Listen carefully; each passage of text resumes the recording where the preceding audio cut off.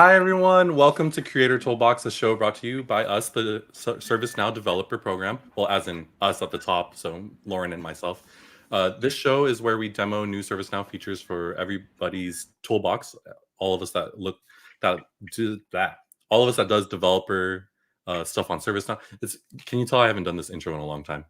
I usually make Chuck do this intro. So, in the top right corner of your screen, you give it a second.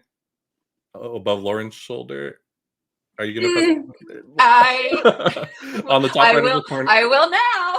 There, the Xanadu logo. That means we're in our Xanadu content calendar. So if you want to see all the other stuff that we're presenting regarding the Xanadu release, go to devlink.sn/Xanadu, and you'll be able to see all of the blogs, the live streams, the videos, the podcasts that we're going to be putting out over the next several weeks, all regarding Xanadu. But before we jump into our content, let's do some introductions. If you don't know me already, I'm Earl Duque. I'm a senior developer advocate here at ServiceNow. I've been at ServiceNow for 3 years now, but before that, I did about 4 or 5 years as a developer for a bunch of different customers, mostly in higher ed. And now I'm a developer advocate here at ServiceNow. And I'll pass it to Lauren. Hey, good morning, everybody. My name is Lauren McManaman. I am also a senior developer advocate. Just celebrated my 7th anniversary at ServiceNow, which is very exciting. 2nd year on the advocacy team. Very, very excited to see all the awesome Xanadu stuff that we're focusing on here today. So I'll kick it down below to Miss Maria Gabriela. Hi, my name is Maria Gabriela Ochoa Perez Waechter. I am an outbound product manager on the agent experiences team. I have been a ServiceNow developer for approximately 5 to 7 years, depending on when you ask me. I can never remember. And I mostly did a lot of service portal development before joining ServiceNow and working on UI Builder and UI Builder related accessories. And he's on mute. And you are on mute, good sir.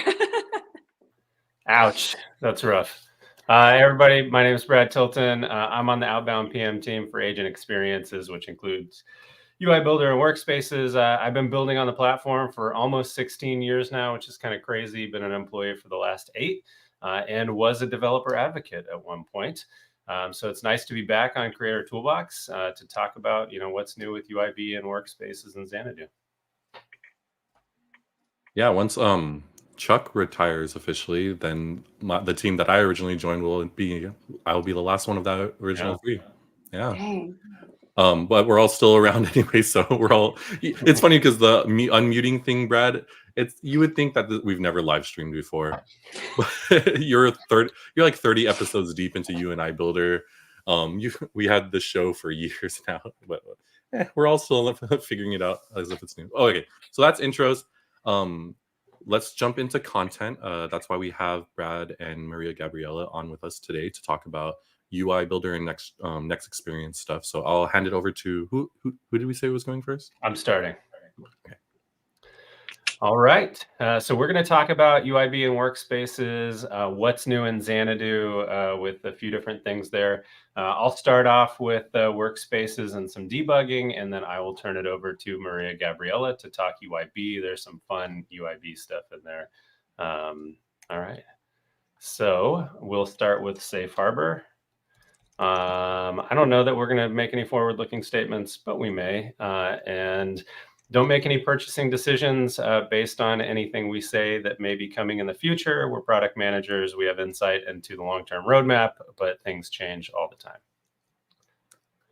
All right. So this is our agenda. We will be doing some Q&A at the end. So yeah, you actually don't have to read the full Safe Harbor. I went to a presentation on how to do the Safe Harbor a while back. Anyway. Wait, there's an actual presentation about the Safe Harbor slide? Yeah, it's actually pretty interesting, like the reasoning behind it and everything. But yeah, so first we're going to go upgrade. So upgrade all your store apps. I know this is easier said than done. I had an instance that when I updated to Xanadu, I think I had like 200 and something store applications to update.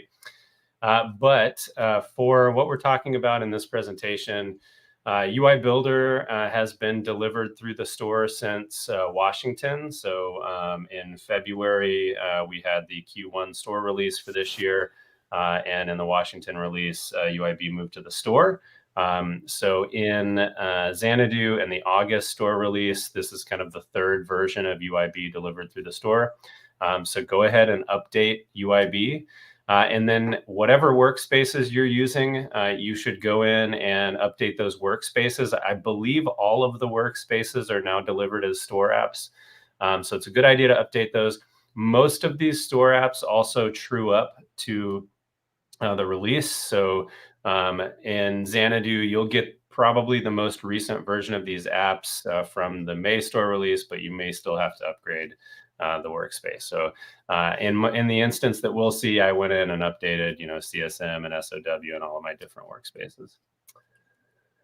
And then some of our components are delivered to the store. A lot of these will be updated automatically if you update the workspaces, but there may be some components that you have to manually update through the plugin manager. Yeah, update all button sounds great. All right, so that was an extensive set of slides, I know. And now we're going to go into demo because I've been building too many slides lately. All right. So I've got a few different things I'm going to demo. We've got Workspace here, and we'll go through some of the form enhancements, which is basically all activity stream. And then we'll look at list and then some of our new debugging tools. So let's start with Gen AI. We've got a new feature in Xanadu for Now Assist for CSM specifically. So if you're licensed for Now Assist for CSM, you can take advantage of this. But what it is an email reply recommendation. So in the activity stream, I can go in and look at an email that I got. I'm not very creative, so I'm both the person working the case and the customer on this case. So I'm going to go ahead and hit reply here. Then once I click into it, I get the little sparkle icon. I think we have a name for this. So I'm going to go ahead and click on it. And it's going to generate an email reply for me based on the earlier email. So the earlier email said something about Earl Duque trying to hack my account, and so it was locked out. And so it has now gone ahead and suggested a reply for me, which is pretty nice. And then I can go in and either elaborate or shorten the response. So if I hit elaborate, there's not much in the case, so I'm not sure what this is going to do. Zero tolerance policy. Oh, it got accusatory. Sorry, Earl. You guys are you two are the only people that ever constantly troll me when you do go onto any of these shows. Nobody else ever incorporates making fun of me into any of these shows. I don't know what you're talking. This is a real world example. I'm not sure what you mean. I'll turn off and then I can always go back to the earlier suggestion as well. So that's email reply recommendation, I think is what we're calling it. Again, that's CSM only for the Now Assist for CSM for now. I expect other products to uptake this eventually. Is this is that hitting the Now LLM or a third party? Yes, it is hitting the Now LLM. Nice. It's one of our shipped skills. So that's that. We also have some other email enhancements. So one of the things is we're kind of making a better use of the space here. So you might not really notice, but things are compacted a little bit. And then you can come in and expand things. We also have some email address validation built in. So a lot of this is probably table stakes, but we're really trying to get this email editor kind of up to par with any email editor you might use outside of ServiceNow, right? So if I put in an invalid email address, it's going to let me know that it's not valid. And then the other thing that I can do is edit email addresses. So that was something that I think we had it available and then it went away and now it's back. So you can edit it and I could, fix this. Nice. What else do we have? We also have easier email draft management. So we had some email draft stuff before, but now it is a little easier to manage those drafts. So I have these recent drafts here. I can manage them in a new window. I could delete drafts, all that sort of thing. It does auto save the drafts for me. So that's nice. And then the last thing is we do have support for international characters and email addresses now. So that seems like a little thing, probably, unless it's a problem for you, and then it's probably a big problem. But yeah, we've got a few different things there with the email. I got a quick question for you, Brad. Is Yeah. there any, and this is just because this is the type of questions we always get, is there a certain number of drafts that it allows for? Is there a certain cap to like how many it'll save or the time in which they'll keep them for? That is a good question. I would expect there is some sort of limit, whether it's a time limit or a number of drafts, but I don't know. We can probably find that out. There may not be, but yeah, we can find that out. In the words of Mean Girls, the limit does not exist. All right. Sure, there is a limit though. So Yeah, surely. The limit is your wallet. Yeah. Couple other things here. Here we go. We also, this is a very small thing. We updated the date time component to where we used to have hours, minutes, and seconds all in separate fields. And this was, direct customer feedback. We want it to be more typable. So it's all in the same field now. So that's a small change, but it was actually something that a lot of customers asked for. There's that. And then the last thing on the form is we added tagging to the activity stream. So this is kind of a neat little feature here where I have set up some tags for this page. And I can come in and we can say, hey, this was an email from a customer. So I had set up that customer email tag. And so I can tag any piece of activity and then I can filter on those tags. And so this is going to make it just easier, especially when you have these really long activity streams.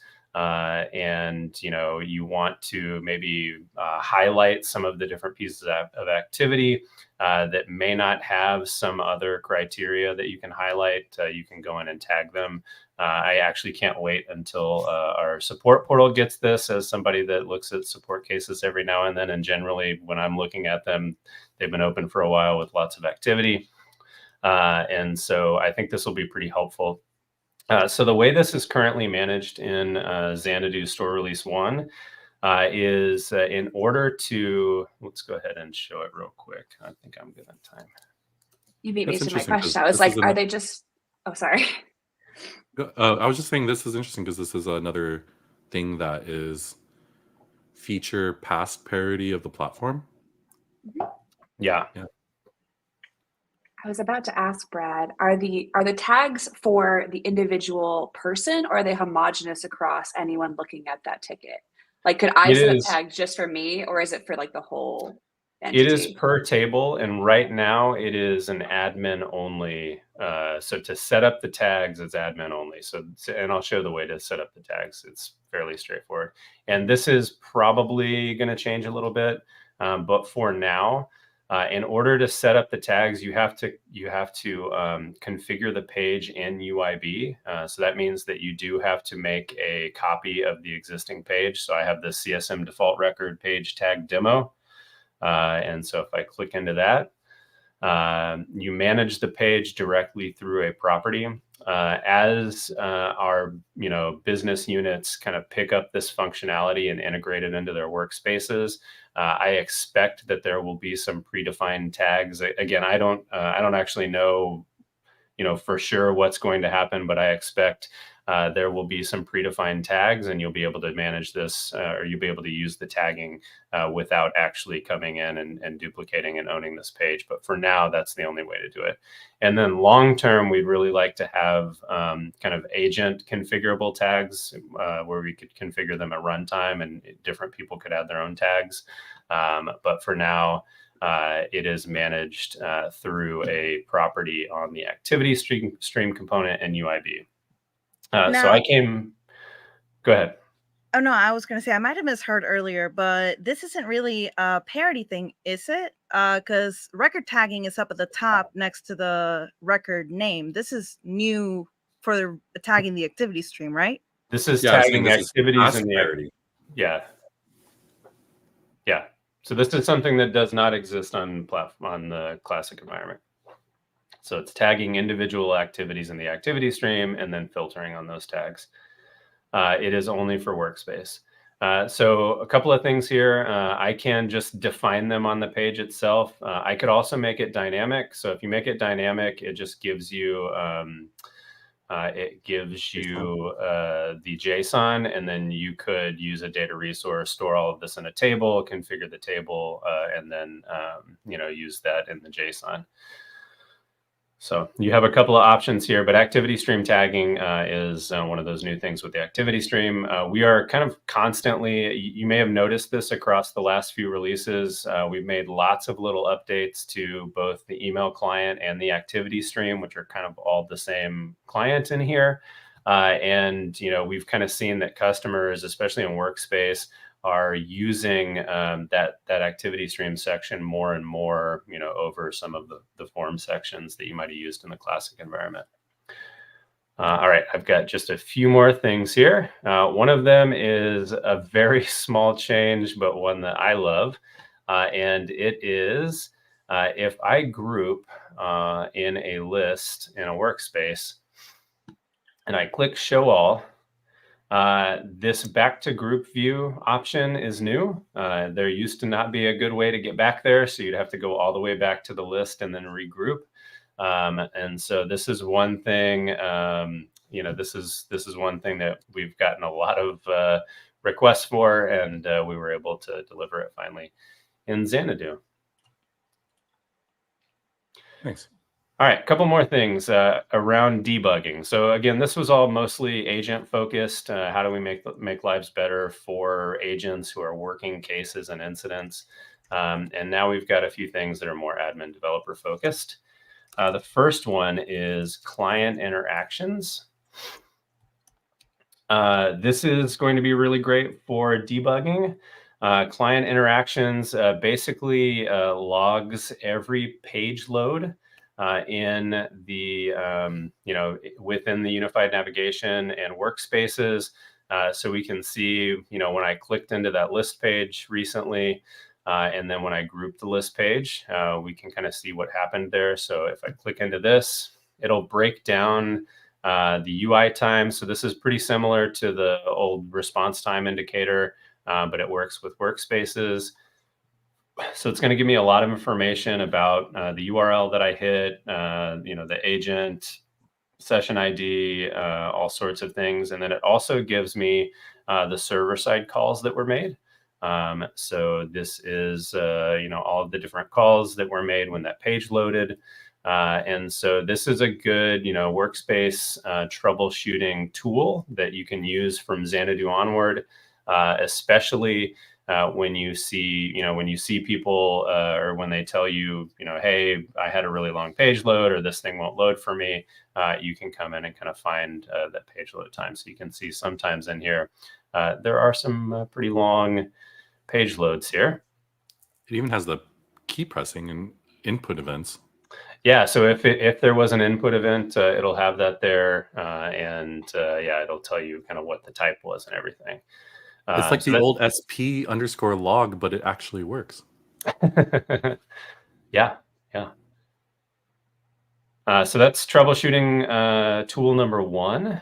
The second one is something that's been around for a while, but we have made some enhancements in the July timeframe, so a little bit before Xanadu came out. It's a console for ants? It is a console for ants. Is that easier? That's better, thanks.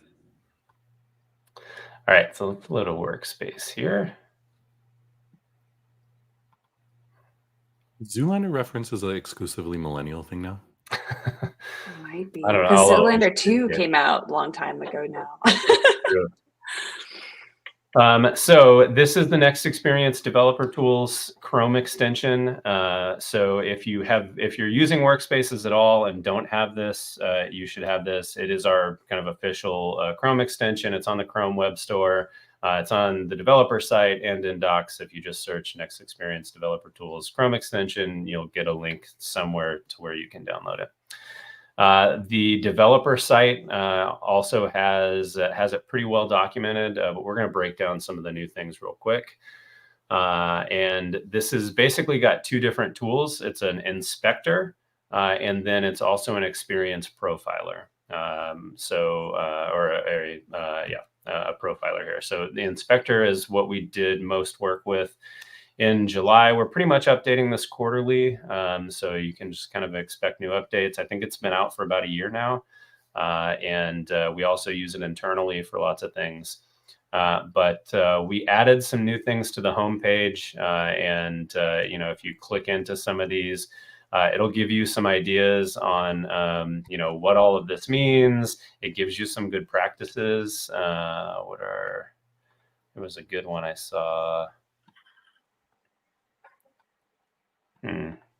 While you're looking for that, actually, profilers is one of the things that there's only a few things I tell people, like, hey, if you're going for like a next up developer position, understanding profilers and why they help a developer understand how apps they're encountering for the first time helps them understand what's going on and troubleshoot is one of the few things I tell people to start learning about. So having a profiler built into Next Experience stuff is one way for you to start looking at things higher level, bigger picture, and being able to like dissect apps for improving incrementally and stuff like that. So learn profilers. That's a really good thing to do as a next level developer. Awesome. So this homepage is new, or we've added some new stuff to it at least, and should help you out a little bit as kind of a first glimpse at what you're seeing here. We will continue to add more things to the homepage here, but let's click into events. So we renamed the Actions tab to the Events tab to more closely line up with what we call things in UIB. And there is some pretty nice, pretty good stuff that we've added here. You can see we still have the ability to redispatch the event. You still have a lot of info, but one of the things we added was this chain here. And so you can actually see what component fired the event, what the relay event is, and then kind of what happens. And so there's just a lot more information here. And I could come in and click into the component. And so now I see the component in the component tab, and then I can look at all of the properties that are set on that component. So this is, in my opinion, one of the most valuable parts of this extension, which has been around since we released it. But the ability to see at runtime what all the values are for any given component, and sometimes that lets you helps let you set the values in UIB later on. We also have a new traces tag. I haven't done a ton with this one yet, but I believe it lets you do some tracing. And then we added a service workers tag or tab. This is something that's probably not going to apply to most people, but if you're concerned with service workers, it is helpful. That one you do have to enable in the settings. And then we've also added a little data panel here, which lets you filter a little better, what you want to see on the extension. I don't think we did anything new in the profiler. I'll say real quick, the profiler basically just lets you record a page load and record the performance of that page load. You can save that profile, and then there's also a comparison tool. We didn't do anything on this one, but it gives you a flame graph and kind of tells you where everything happened with that performance. One of the big things we want to do long term with this is bring in more server data into this, so you can really use this extension to do basically all of your debugging. All right, I think that's it for me. I will turn it over to Maria Gabriela. Awesome, let's go. So this is the UI Builder homepage. And now the feature that every developer ever has been waiting for, the moment that we have all been waiting for this year. I am going to go here in the top right corner and I am going to enable dark mode. And suddenly I am a developer. Thank you, everybody. That's it for my demo. I'm going to end the stream now. Bye, everyone. Thank you. Brad would just been like, what? Okay, so now for reals. Actual features. So there's a couple of things that I want to highlight today. So I'm going to go to my playground workspace, which is just the workspace I go to whenever I want to make stuff happen. And I'm going to create a new page. And let's see what it prompts me with. I can select the template, but I'm going to create it from scratch. I'm going to name my new page Earl Rules. I'm going to, oh, wait. I got some URL parameters. I'm not going to do this right now. You mean URL parameters? You're right. Well URL done. parameters. Okay. I'm not going to do much with audiences, except I did want to show, actually, no, I'll show it in a second. First, this is what I wanted to show. You can now have breakpoints in your UI Builder pages. We call it responsive authoring, and we can either build responsive or use the current auto reflow rules that are in the rest of UI Builder, but we're going to create it responsively. And what this basically means is it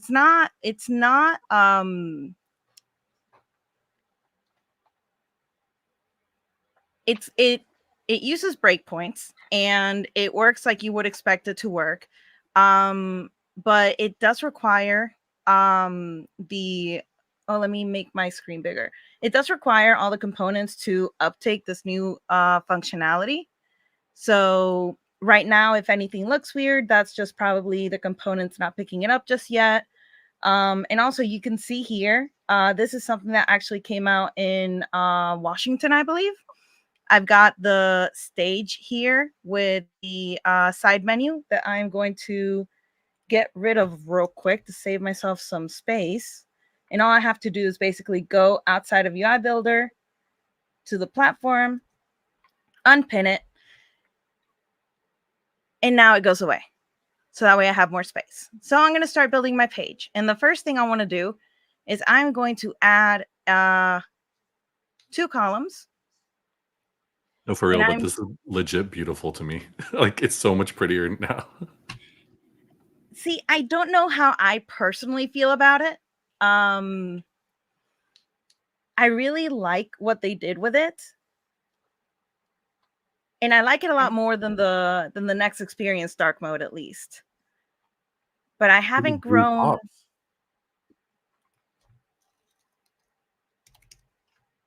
Shout out to all the light mode people in the chat. There's an actual war happening over there. That's fantastic. Now take it to the comments section. Increase engagement. There's a question. There's a question about responsive design in the chat. Are out-of-the-box pages responsive? So the current out-of-the-box pages should all be using auto reflow, if I'm not mistaken, and only net new pages as of Xanadu will be the ones getting the responsive authoring. That's correct. And you can all the templates are using auto reflow. So if you build a page from a template, it will not be using the responsive breakpoints. So the next thing I want to show you guys is first I'm going to hit save. And we're going to see, oops.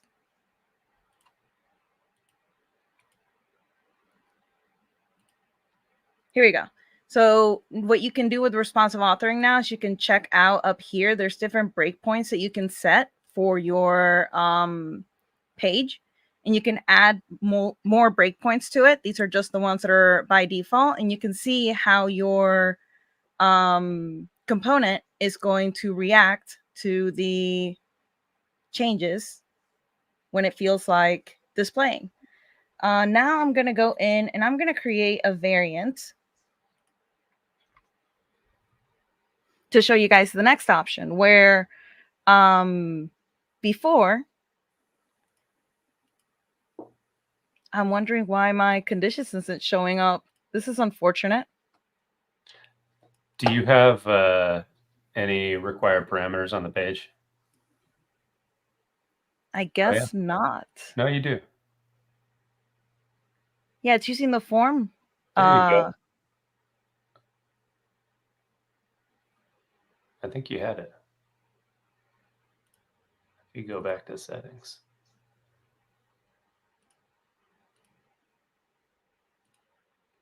Yeah. So here's a great way of showing it. Thanks for reminding me. You can edit the variant conditions, and before we had it where you had to put in an encoded query and type it out, but as of Xanadu Store Release 1, you can now use a condition builder to set your variant conditions. Nice. And now we're going to go into some real development, and we're going to see how fast I can do this. We're going to speed run development. Let's go. My goal is going to be to do something no developer has done before. I'm going to show you, well, I mean, not easily anyways. I'm going to show you how you can easily show stuff from 2 tables or more into a single table. So first, I'm getting rid of this form. Goodbye. Bye-bye. And I'm going to add a repeater. And I'm going to add a card container. I'm going to upload this to speedrun.net. Yes. Oh, that would be a really fun challenge, actually. Hang on. Don't distract me. UIB. I like it. I'm going to add a stylized text because obviously we don't use any other text-based components other than stylized text. There's actually been like 3 or 4 UI Builder live inside jokes so far, and I don't know if people realize it. Oh no, you're right. It's see when a show contains at least the 3 of us, I always forget. Stylized text is our inside joke for Brad's favorite component to use for displaying text, even though our internal people are tired of them using it only. Well, there's other kind of better fit for purpose components than stylized text. It's kind of a catch-all, and you can do lots of stuff with it. But I'm lazy and don't want to have to remember what they all are. So brand new in Xanadu Store Release 1, we've got the multi-table data resource. So previously, it was challenging to add information from multiple data sources to the same component. So what we can do now is we can go into data sources, and I'm going to grab the incidents table. You can add conditions. You can add what field we're sorting by. We're going to sort by number, and we're going to give it a name. This is just the name of the resource, and I want to return number and short description, and you can even do type ahead search, or you can data bind these elements as well. So I'm going to hit apply. I'm going to add the problem table.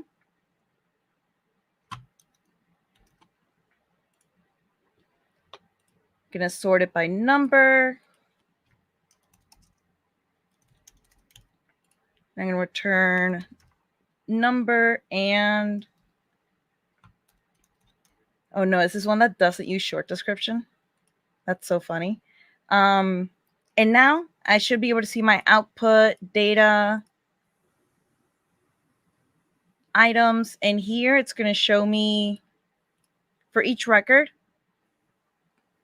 I'm going to have the table and then the fields that I returned from that table. So now let's add this to my data resource, or rather to my repeater. So I'm going to go here.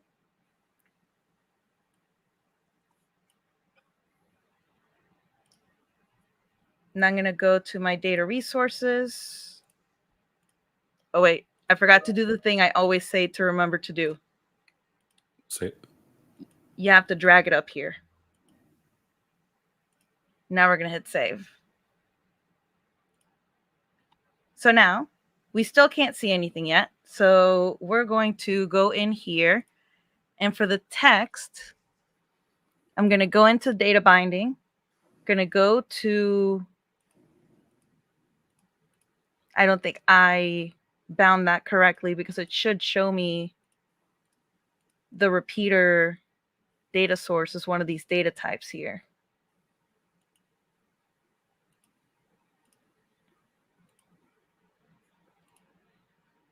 Or maybe I just didn't hit save. I thought you did. Would you bind to the repeater? The output. I think you got to go all the way to where there's multiples, right? Yeah. Or how many records are there? I think items. I guess items. Okay. There it is. There you go. Nice.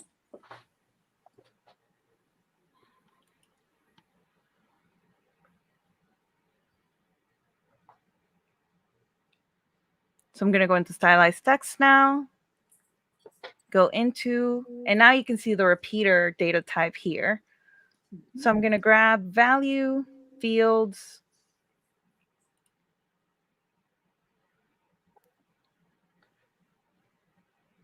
and I'm going to grab display value. And something that is really cool, and I think this came out in Washington with our new stage, is obviously I didn't do it right. Oh, is it waiting for a...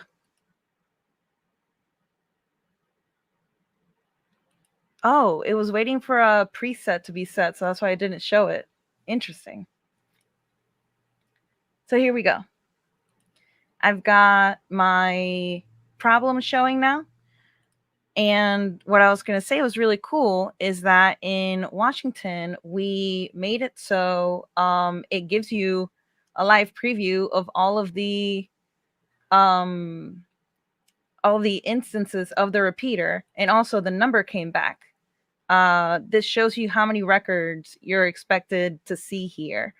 Let me drag this into the box. And now I'm going to set the highlighted value field. I want the label to be data bound to table.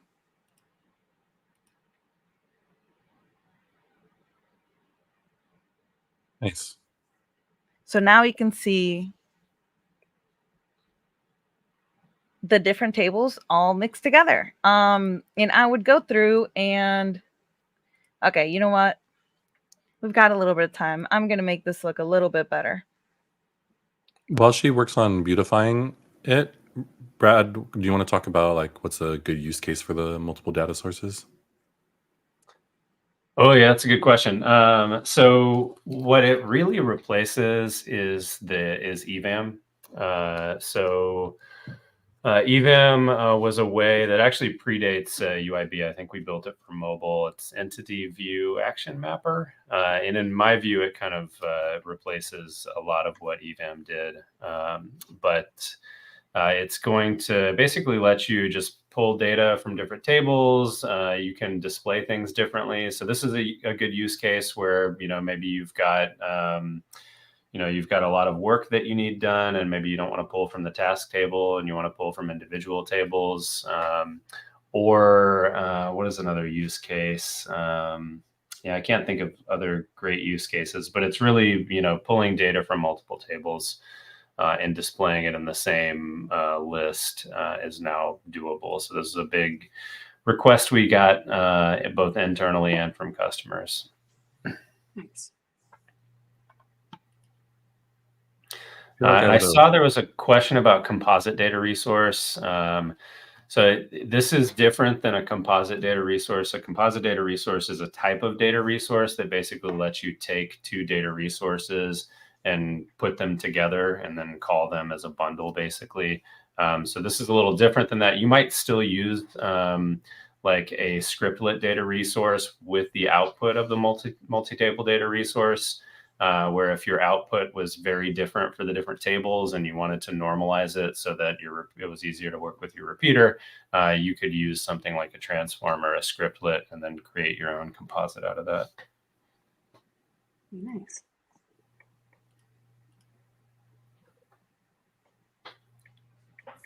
I think that's everything I wanted to show, Brad. Was there anything else that we wanted to highlight? Nice. I don't know. I've been looking at your Xanadu article to remember what's in Xanadu. So great plug. Hey, everybody. You should check the video description after this to grab a link to the What's New in Xanadu for UI Builder and Workspaces that Brad will send to Earl. And Earl will post. There are things in it that we did not talk about. I have a short link, actually. If you have a short link, I can pop it in the... Here, I put it in the chat, but I don't have the ability to make it linkable. It's sn.works/UIBX. sn.works/UIBX. I think. Ta-da! Somebody go to that. Someone check it. Yeah. Works with an S, though. Ooh. We'll put it also in the show description after the stream ends.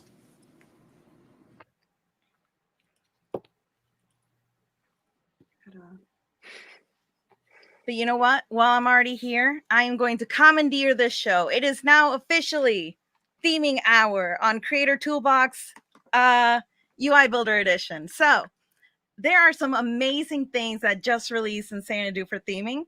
And one of them just happens to be UI Builder related. I would like to introduce you guys to the illustration components. So, if you're not familiar with them, empty state illustrations are what we have begun to roll out for whenever for example, earlier you saw them when the component wasn't configured yet. And this is an example of them. You've seen them when lists are empty. You've seen them when the page is finished loading, but there's no content, things like that. These are called empty state illustrations. And we have a new feature, which is that they are now themable. So they will adjust to your theme. And there's a whole bunch of information on this that I'm going to be talking about tomorrow at 11 a.m. Eastern at the Next Experience Academy. So if you want to learn more about themable illustrations and what they can do for you, you should totally come and check that out. But right now, what I want to show you is if you want to leverage this in your custom workspaces, you can now add the illustration component and then the custom illustration component. The illustration component lets you have access to 12, if I recall correctly, different images that all have 3 different sizes. And you can have them be auto size, or you can select the sizes individually. And what we're actually seeing right now is if I hit save, we're going to see the add data size medium image. But something I want to note, and now we can see you saw them all changing sizes here. But what I want to know is that this is for the Polaris theme.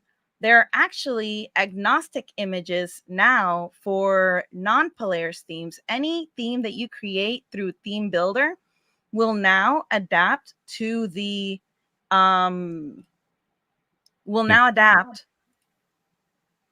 Sorry? To your theme. Yes, to your theme. Thank you.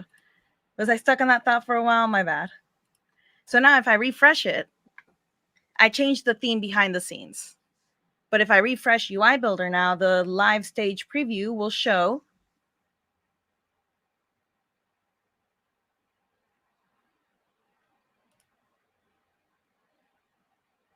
a gray theme because I'm incredibly original.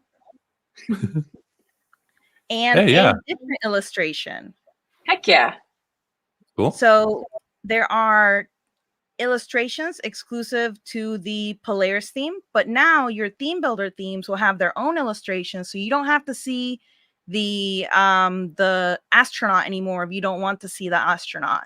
And these will adjust to your theme. I know it's kind of boring because I picked a great theme, but my cooler theme decided to be out of the office today. Now, that's the illustration component. What if you want to add in your own images? Now we have the custom illustration component. And the custom illustration, I haven't had the chance to sit down yet and create myself a themeable SVG image like I want to. That's gonna be happening in the future. But basically, if you have your own SVG images and you have made them themeable via whatever magic that requires, you can import your image into ServiceNow using the custom illustration component and give it a token ID, and boom, it's themeable.